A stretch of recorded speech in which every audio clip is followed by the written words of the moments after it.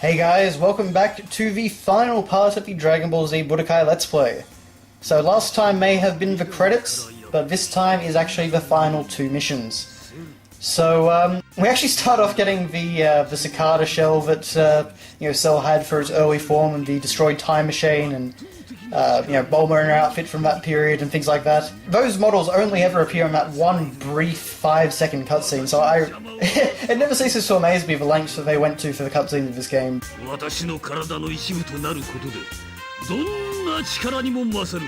Basically, we're seeing the early parts of the story from Cell's perspective.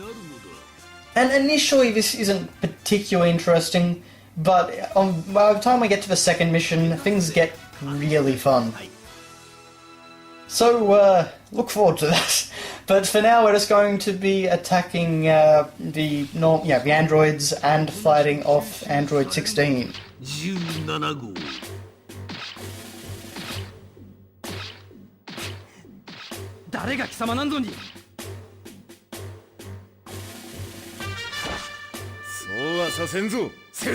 No idea what happened to Piccolo in this particular scenario, but yeah, for what if stories just kind of ignore things like that.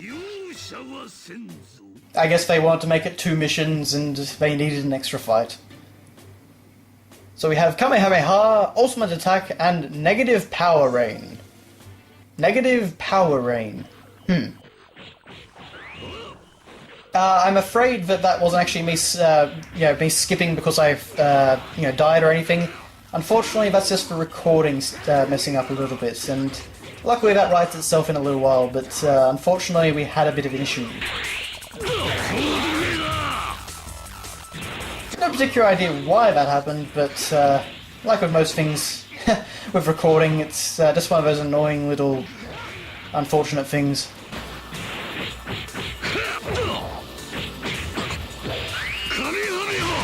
Now, as you can see, or at least would have been able to properly if that hadn't happened, if the film was going alright, but the Kamehameha for Cell is blue, and he is the only one with a blue Kamehameha in the game. It is mind-boggling what happened there, because these guys obviously know Dragon Ball so well, and yet they can't get the colour of the signature special attack correct all the time.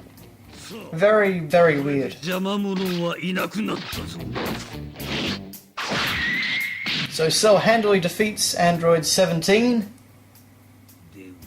and of course absorbs him.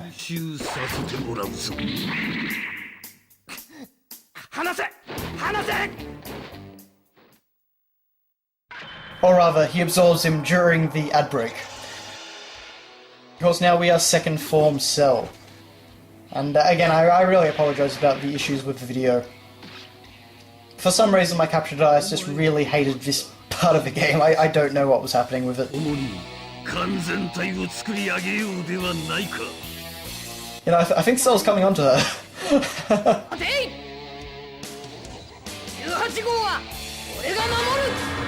So Kuririn steps in to save the day.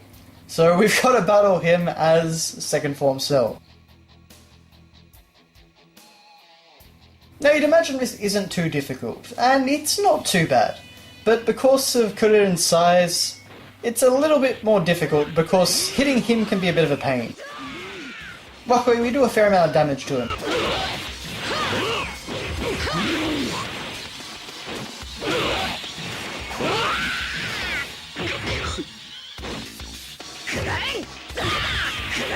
Oh, he unlocked his potential. They love using that as a power-up for Kuririn and Kid Gohan.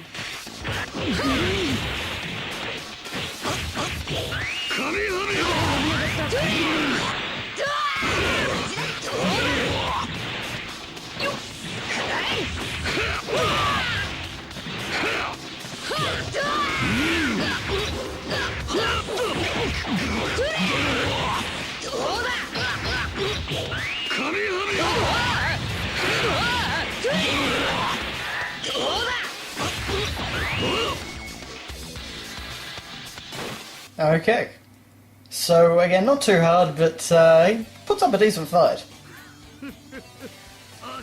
Now, we all know how this is going to go, of course. Cell's going to absorb number 18, who actually just swore Like I was saying last time, it's a bit weird with a game that also has Aunt Sally as an insult, but anyway, so now something a little bit different happens there, because Kuririn actually pushes number 18 out of the way. So things are going to turn out a little bit differently. Yes, we're absorbing Kuririn.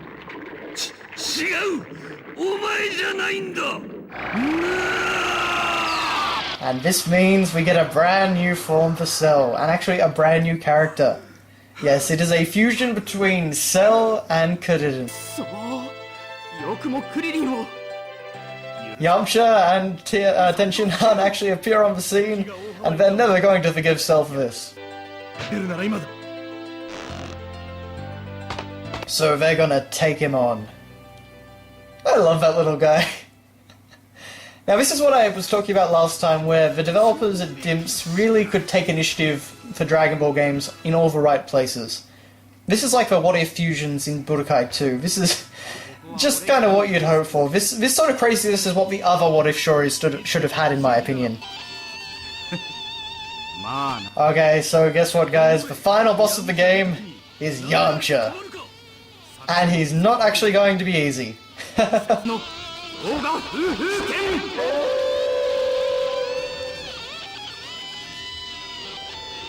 So we have Kamehameha, Ultimate Attack, Machine Gun Attack, and Cybernetic Shooter. What? Me losing against Yamcha? It's more likely than you think.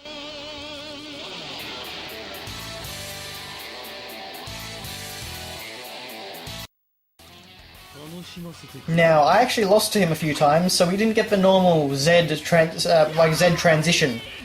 So we've just gone to my victory battle. Because he's honestly surprisingly hard with Cell in this state.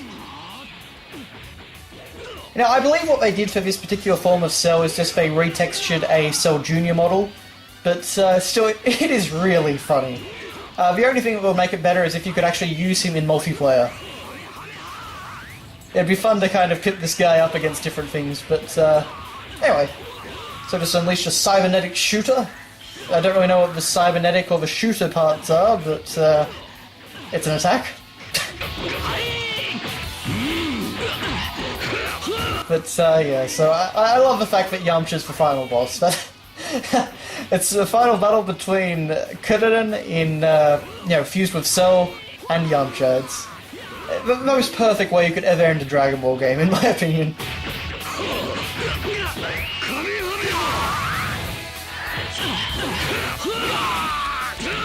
And this should about do it. Or not. Try again. There we go. Okay, so that's it. We've beaten everyone. Oh, come on, please. But just as we're about to do the finishing blow, wait.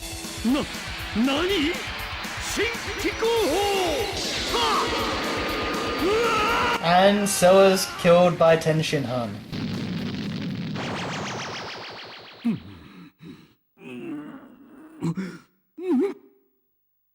But it was all a dream. I love this. It's the perfect what if story, and just a really great way to end the game. So, with that, thank you all very much for watching the Dragon Ball Z Budokai Let's Play, and I will see you next time for whatever game we're playing.